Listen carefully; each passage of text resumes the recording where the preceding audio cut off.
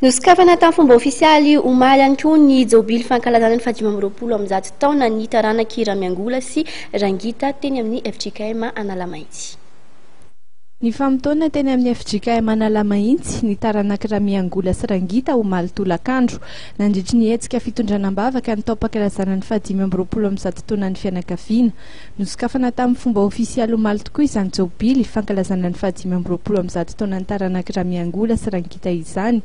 Maro ireo karazana hetsika izay entina namariana izao taon-jobily izao ary songadina amin'izany ny ezaka fanamboarana sehatra eny amin'ny toeram-pivorian'ny taranaka eny am-Bohimananjo araka ny fanazavana ny menanay. Asiana fanatsarana tokoa izany toeram-pionana isan-taona izany.